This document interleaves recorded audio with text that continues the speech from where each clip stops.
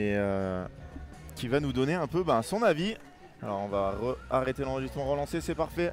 Alors Ben, voilà, toi qui as suivi tous les matchs de cette journée, tous les Français, est-ce que tu peux nous donner ton avis en tant que responsable du haut niveau, au niveau du padel à la Fédération française de tennis? Bon écoute, on savait que les Français n'étaient pas favoris sur leur confrontation, hein. Chaque match, à part l'équipe française qui jouait contre un Français, donc forcément on aurait eu un ou deux Français au second tour. Écoute, il y a des matchs différents, Max et Joe font pas un mauvais match dans l'ensemble. Ils débreakent au premier set, ils reviennent, il y a 4-3, ils mènent 40-0 et à ce niveau-là tu peux pas faire 3-4 grosses erreurs comme c'est le cas et derrière ça retourne. Le score est un peu sévère je trouve quand même sur le 6-3, 6-2. Mais bon, Clément Gaetz a été au-dessus des 4. Mais Joe a vraiment fait un gros match, moi ça faisait longtemps que j'avais pas vu Joe à ce niveau-là. Max a eu des difficultés aujourd'hui en haut et sur quelques phases de jeu. On en parlera tranquillement après. Bon voilà, c'est ça aussi une équipe, de temps en temps il y en a un qui, voilà, j'ai déjà vu des matchs où Joe jouait moins bien, Max mieux. C'est le lot. Joe a été un super partenaire derrière. Ah mais ça c'est sûr, je l'ai dit, c'est incroyable. Hein. Parce que forcément, il a eu un moment de frustration sur balle de match, mais avant, pas un mot, c'est impressionnant. Non, il a vraiment fait un gros match. Ouais. Bon, voilà, il faut pas enlever le mérite aux adversaires aussi. Clément a posé des problèmes à Max aussi. Il a un gros revers du fond qui faisait un peu peur à Max. Il a tapé très fort en Vibora. On avait une tactique, c'était vraiment pas de lobe au centre. À chaque fois qu'ils l'ont fait, ça a plutôt marché, mais il t'impose les autres un rythme qui fait que tu fais des erreurs tactiques aussi. Donc voilà, un peu forcément déçu, parce que je pense que Max et Joe peuvent faire un peu mieux. Et deuxième match, Adrien Jus, j'ai pas pu coacher parce que petite erreur administrative d'Adrien Jus. Ou de la FIF, je sais pas qui exactement, mais bon, j'ai pas pu m'asseoir, j'ai regardé l'extérieur. Écoute, mauvais début de match d'Adri pour le coup, qui commence pas bien, qui est pas en confiance, retour 15 blessure. jours sans jouer, voilà. Et derrière c'est mieux, ils sont au combat, ils ont 3 balles de break, 2 retours faute d'Adri et une volée facile. Donc ils ont les occasions, c'est bien, c'est vraiment important. À ce niveau-là, il faut être meilleur. Et voilà. Écoute, tu peux pas être satisfait de 2 défaites, mais en même temps, quand tu comptes des meilleurs, j'aurais aimé que ça soit un peu plus serré. Mais bon, au vu des conditions dans lesquelles ils arrivaient, et voilà, il faut le mérite revient aussi aux adversaires qui sont des joueurs. On sait le P2, le niveau que c'est très relevé. C'est des joueurs sous 80 mondiaux, 90 mondiaux, c'est dur. Donc voilà. Et puis le dernier match, écoute, c'est un match un peu.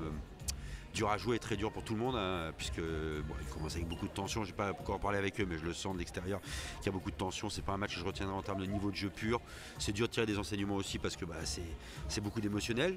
Mais bon, comme Maxime et Thomas sont en passe d'essayer de se qualifier pour l'équipe de France pour les championnats d'Europe, c'est des matchs avec tension aussi, donc c'était un indicateur pour moi aussi de les voir réagir par rapport à ça. Ils se sont plutôt bien sortis, même si ça peut toujours être mieux.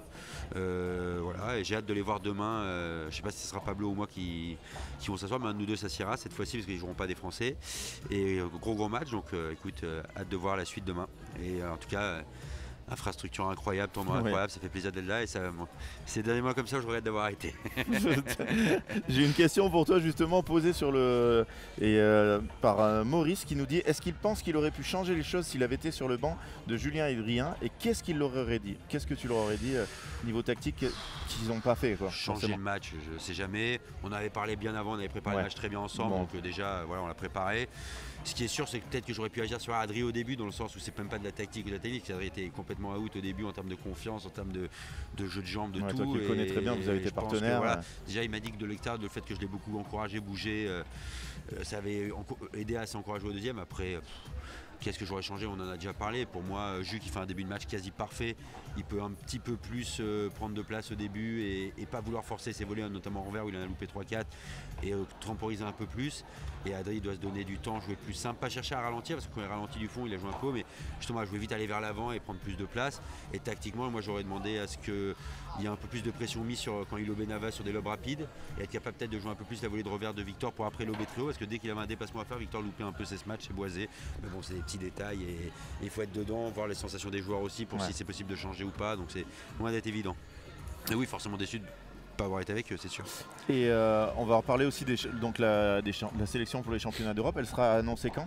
Elle sera annoncée vendredi dans la journée. Ok, d'accord.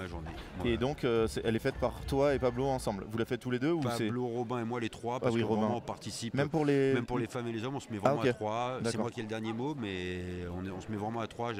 Comme pour le stage, en plus on n'était pas ensemble, enfin on était tout le temps, surtout et Pablo et Robin sur les filles et Pablo et Robin sur les hommes. Tout le monde a vu tout le monde. Pablo a eu des matchs de femmes à regarder, Robin a eu des matchs des hommes à regarder pour qu'on ait vraiment le plus d'avis possible. Donc voilà, ça va être les trois, avec moi qui ai le dernier mot, mais c'est vraiment une construction à trois. D'accord. Petite question de Franck Binisti. Dans le cas d'une victoire demain de la paire française, est-ce que ce serait pas le ticket pour une équipe de France C'est jamais sur un seul match, donc non. Ouais. C'est impossible d'ailleurs, mais ça confirmerait ce qu'ils font depuis 3 mois. Ils ont battu deux joueurs 80 mondiaux en Suède, pardon. Ils ont battu les numéro 2 italiens aussi en Suède. Ils jouent bien, c'est une bonne paire. C'est pas demain qui changera. C'est jamais sur un match. C'est ce que j'essaye d'expliquer souvent, c'est que oui, si demain ils font un match de dingue, ils jouent bien, mais les autres peuvent se louper leur match. Je suis toujours attentif à tout, comme aujourd'hui. Voilà, je vais pas Max qui a fait un moins bon match pour moi dire pas l'accabler, pas diète, voilà. alors que depuis 3-4 mois il joue très bien. Donc non, c'est des aides bien sûr, surtout que c'est juste avant la liste, mais on a beaucoup d'indicateurs qui font que ça se jouera pas demain. À la fin de dernière petite question là-dessus. Ouais, une petite question de Franck avant. Bah oui, tu viens de dire quelque chose. La liste est prête. Il y a un instant là. La liste est quasiment bouclée. On attendait justement les derniers matchs de qualif chez les hommes et chez les filles non, puisqu'il en reste encore. Il y a Wendy en plus qui rentre dans le tournoi, donc non, on attend vraiment la fin. Mais la liste est, on va dire, on en a déjà parlé, mais on n'a pas décidé puisqu'on doit décider. On s'est dit mardi, mercredi, jeudi, et le Comex doit valider vendredi quoi qu'il arrive. Ok. Eh ben écoute, merci beaucoup d'avoir, comme d'habitude, donné plein d'infos. Est-ce que ma dernière question, ça allait être ça. Est-ce que ton rôle, depuis maintenant, ça fait combien de temps que tu as attaqué ? 5 mois. 5 mois. Est-ce que ton rôle te plaît ? Et est-ce que le terrain te démange plus ou moins qu'au départ ? Non, quand j'ai beaucoup de travail, quand je suis en train de bosser, le terrain ne me manque pas. Quand je suis là, bien sûr que le terrain me manque et que j'ai envie de jouer, que c'est des infrastructures incroyables, j'ai envie de jouer, mais j'ai fait ce choix-là, donc non. Le métier me plaît, mais comme dans tous les métiers, il y a des choses moins sympas et d'autres incroyables. Quand je suis sur les terrains comme ça, je vais à Rome aussi après. C'est génial, c'est là où j'adore le plus. Quand il faut structurer la politique sportive, j'adore aussi. Après, il y a un suivi administratif qui de temps en temps me plaît moins, mais bon, c'est comme dans tous les boulots, il y a des. C'est pas que du 100% kiff, j'en connais pas en tout cas, à part peut-être, même quand t'es joueur, il n'y a pas que du 100% kiff, parce que tu voyages tout le temps et t'en peux plus. Et quand tu te tapes des grosses séances d'entraînement, ça doit pas être la même. Mais non, écoute, c'est génial d'être ici et ça me permet aussi de continuer à rester dans cet univers. Je sais que surtout les gars, mais les filles aussi, demandent à ce qui leur manque de leurs académies, c'est un suivi en tournoi. Donc on est en train d'essayer de mettre en place de plus en plus avec Robin, avec Pablo, avec moi. Donc voilà, on essaye d'apporter, même si je pense que je peux encore m'améliorer moi aussi dans ce rôle-là parce que c'est tout nouveau. Donc voilà, on va progresser petit à petit tout le monde. Bah, tu sais bien que j'aime bien les petites questions polémiques. On a vu en Amérique latine, il y a eu des choses que les joueurs ont plus ou moins appréciées, au point où il y a eu des conséquences indirectes, collatérales on va dire, avec, dans ce P2. Quelle est ton opinion par rapport à ce qui se passe, à l'évolution de premier paddle justement? Est-ce que il y a peut-être des joueurs, je vais prononcer un mot qui a été prononcé par beaucoup de joueurs au final, une petite déception par rapport à ce qui avait été annoncé?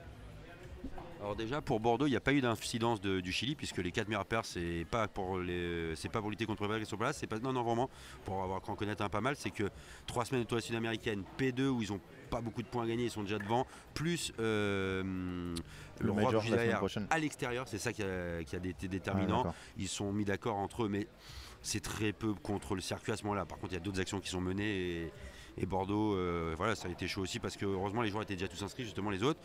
Les joueurs sont mécontents. Moi, je pense que c'est des torts partagés. Je pense qu'il y a des choses qui ont été promises qui ne sont pas tenues par le circuit et je pense que les joueurs sont très très exigeants. Peut-être un peu trop quand ce qu'on voit que le paddle est aujourd'hui, de temps en temps, peut-être qu'aussi il faut se rappeler d'où on vient et que déjà aussi voilà, jouer dans des structures comme ça, c'est international maintenant aussi grâce beaucoup à Prépa, même si le World Padel Tour avait commencé. Voilà, bien sûr qu'il y a des choses à améliorer, qu'il y a peut-être eu des petites. Moi je suis pas dedans donc je peux pas juger les petites déceptions, mais il y en a, c'est sûr. Sinon les joueurs seraient pas tous beaucoup mécontents, mais moi aussi je remets en cause que de temps en temps les joueurs se croient aussi peut-être un peu voilà, on n'a qu'à voir aujourd'hui les qualifications à Roland-Garros au tennis. Ils remplissent tous les terrains, tous les cours dès les deuxièmes jours de qualification, ce que nous on a du mal de faire sur un tableau final. C'est bien la preuve que peut-être que le paddle aujourd'hui quand même s'il est en train de constante expansion, il est moins beau que ce qu'on veut faire croire de temps en temps et que forcément les promoteurs qui mettent de l'argent, ils ne peuvent pas non plus payer l'hôtel à tout le monde tout le temps et que ça soit gratuit. Ce sont 2 jeunes Italiens de 25. Bon, et ben en tout cas merci beaucoup Ben, tu vas être là toute la semaine jusqu'à la fin, tu seras là en finale et tout. J'enchaîne avec Rob donc je peux suivre que je parte le vendredi. D'accord, ok, ben